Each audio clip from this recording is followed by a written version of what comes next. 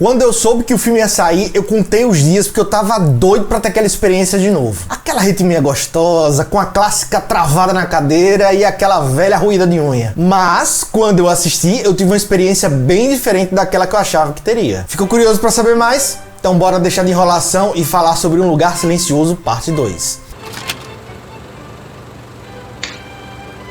Antes de mais nada, um aviso importante. Eu vou tentar fazer a análise mais detalhada que eu conseguir, sem dar spoilers desse segundo filme. Mas caso você ainda não tenha visto o primeiro, nesse vídeo terão spoilers dele. Inclusive, tem análise aqui no canal sem entregar nada da parte 1. Clica aí no card para dar um saque. Bom, Um Lugar Silencioso 2 muda bastante a narrativa em comparação ao primeiro, e eu acho que esse foi um dos pontos que eu mais senti enquanto assistia. Esse filme é bem mais barulhento que o outro, e eu não tô falando aqui das cenas de quebra-quebra não, porque aí tem que ter zoada mesmo. Quando eu digo barulhento, eu falo das interações entre os personagens. No primeiro, quase nenhuma cena tinha diálogos falados. Já agora, só tem 2 horas lá que os diálogos foram 100% na língua de sinais. E como eu sei que a galera dos Estados Unidos odeia a legenda e que esse filme aqui foi uma aposta comercial muito maior do que o primeiro, eu não pude deixar de imaginar que essa decisão tenha sido só por questões financeiras mesmo. Mas deixando esses detalhes de lado, vamos para os outros caminhos que o roteiro separou pra gente. Logo pela introdução, parece que ele vai manter aquela estrutura de capítulos separados por dia, mas aí vem a primeira mudança da narrativa. Ele só usa para separar a introdução, que eles chamam de dia 1, do resto do filme, que começa no dia 473. Isso não é ruim.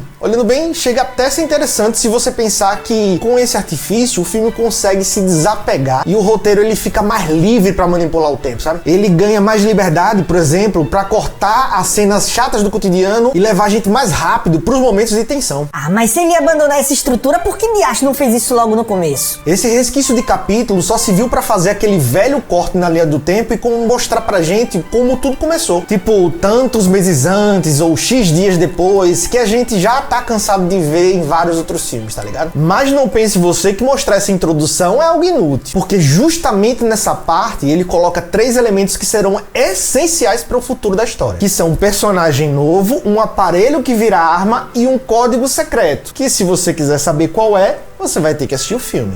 Cara, mas tem uma parada que acontece nessa parte que eu preciso comentar. Imagine que você tá num estádio e vê um meteoro gigante no céu. Eu já tô vendo a carniça. Ia ser um bolo de gente por cima dos outros, uma gritaria da desgraça, gente entrando no carro pela janela. Brasileiro, né, fi? A gente, quando bate o desespero, é doideira demais. E talvez seja por esse choque de realidade que quando acontece essa cena no filme, eu fiquei achando aquela calma meio forçada, sabe? Com todo mundo organizado demais, com gente até descendo do carro pra ficar de tititi, porra. Só faltou fazerem fila indiana pra se lascar, meu amigo. Eu achei muito esquisito, mas ok. Logo depois acontece o que acontecer, que, diga-se de passagem, é uma sequência maravilhosa de tirar o fôlego. A parte da mãe dando ré no carro e logo depois a carreira que o pai dá com a guria atrás do bar. Nossa senhora! Puro ouro aquilo ali. Até aqui, corte para os dias atuais. Nessa parte tem outra mudança na narrativa e a história passa a ser contada em 2 núcleos diferentes. Enquanto no primeiro filme todo mundo lutava só para tentar se encontrar e sobreviver, aqui tem toda uma jornada que vai de um ponto A para um ponto B. Isso significa que a gente tem sim um universo mais expandido, com novos cenários e novos problemas, porém isso também significa que os momentos de tensão são bem mais diluídos, bem mais espaçados.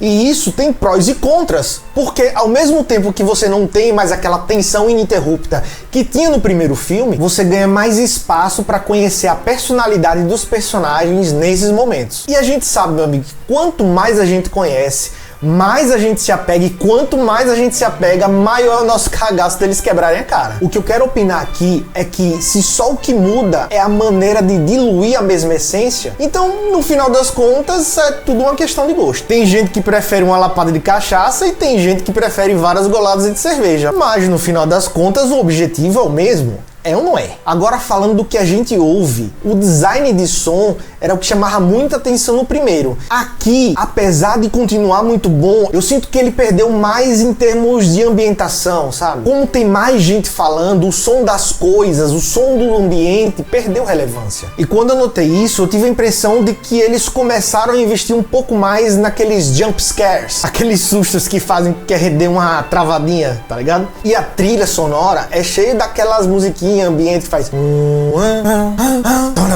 que são clássicos em filmes de terror. Você que assiste muito filme desse tipo sabe do que eu tô falando. Outra coisa que eu notei foi um trabalho mais detalhado no campo visual. Eu não vou entrar em muitos detalhes, que é pra não dar spoilers, mas só pra citar alguns exemplos, eu achei muito massa a transição do dia 1 pro dia 473, com o mesmo ângulo do guri tapando os ouvidos. E nessa mesma transição, a paleta de cores também muda. A gente vê na primeira parte a escolha de tons mais quentes, amarelados, combinando com o clima da cidade cheia de vida. Já a segunda tem uma pegada mais fria, azulada, combinando com a destruição da fazenda lá, sabe? Tem uma outra brincadeira que o diretor faz com a filmagem dos pés caminhando pela areia. Essa cena tem nos dois filmes, só que no primeiro a câmera fica parada e no segundo ela é colocada em movimento, numa pegada mais dinâmica, sabe? É como se fosse uma dica do diretor de que o primeiro filme ia rolar só em um lugar e o segundo ia transitar por vários locais diferentes. É uma viagem do cabrunco, velho, mas é massa despirocar nessas paradas. Agora, falando dos personagens, a Millicent Simons continua muito bem interpretando a Regan. Tão bem que o protagonismo que antes era da mãe, nesse filme passa a ser dela. Com a ausência do pai, aquela coragem inconsequente que eu falei lá no meu primeiro vídeo fica mais aflorada. E o filme reforça isso que eu tô dizendo quando mostra que ela descobre uma parada e só com base nisso, bola um plano maluco e se joga pra tentar executar. Na tora, na doidice mesmo. Ao mesmo tempo, em algumas situações onde a maioria já teria desistido de hoje, a gente vê nela uma determinação muito grande de colocar o propósito bem maior acima de qualquer coisa. É por causa dessa personagem que a história do universo é expandida e o roteiro vai para uma outra direção. E junto da Regan tá o Emmett, vivido pelo Cillian Murphy. A interpretação dele também tá excelente. Tem uma parte que ele tá falando com a Regan que o queixo dele começa a tremer aqui embaixo, numa mistura de raiva com amargura. Tá massa, velho, tá massa. O personagem dele é bem melancólico por causa do que aconteceu com o povo que ele amava. E o roteiro também usa ele como aviso de que não é só monstro que tem de ruim naquele mundo, não. Um detalhe bem massa é que é esse personagem que trouxe a mensagem mais poderosa do filme. Mas isso eu comento já já, fique aí. E por escolhas narrativas do próprio filme, a Emily Blunt, que interpreta a Evelyn, tá bem mais coadjuvante agora. Mas nem por isso a atuação dela perde brilho e continua sensacional. Ela ainda é mostrada como o coração da família, a pessoa que convence, que une pelo sentimento, e pra mim continua sendo a atriz que mais convence. Você olha pra ela e vê que ela tá acabada. Ela passa isso pelo olhar vazio, na forma de falar e no desespero quando sente que pode perder mais alguém. Mas tem uma cena que mostra que ela tem consciência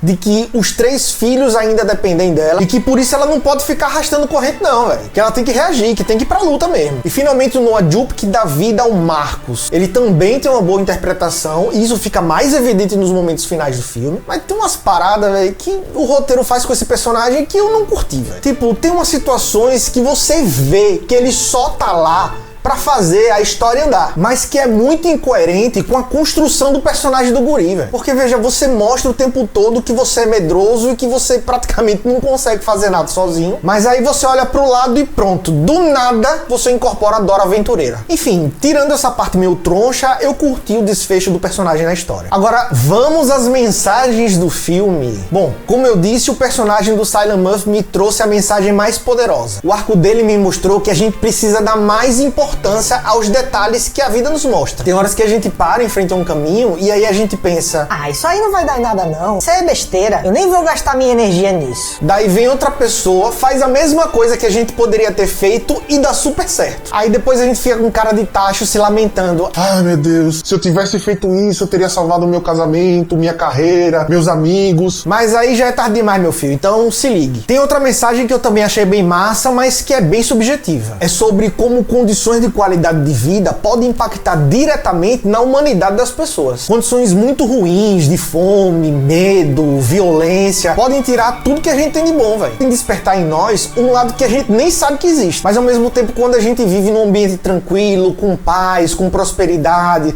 sem grandes preocupações no que vai ser o dia de amanhã, temos muito mais chances de despertar o que há de melhor em nós. Pra mim isso fica muito claro numa parte lá do filme, mas eu vou parar por aqui por causa dos spoilers. Tranquilo? Então chegamos à parte decisiva do nosso vídeo, ver ou não ver. Eis a questão. Se você assistiu e curtiu o primeiro filme, você deve gostar desse também. É claro que você deve considerar minhas ressalvas, mas, velho, vai fundo. Esse filme é uma delícia pra quem curte um terrorzinho suave. Bom demais. Mas, da mesma forma que eu ponderei na análise do primeiro filme, se você tem um coração fraco pra essas coisas, melhor passar direto. Pra mim, o segundo filme tem menos gatilhos que o primeiro, mas ainda assim tem uma galera que não suporta terror. Se você é desse bonde, meu amigo, nem desce do ponto. Então é isso, gente. Deixem aí nos comentários o que vocês acharam desse filme, se vocês concordam ou não com o que eu falei aqui. E para não perder mais análises detalhadíssimas sem spoilers, não deixe de se inscrever no canal e de dar aquele like maroto, beleza? A gente se encontra no próximo vídeo. Valeu!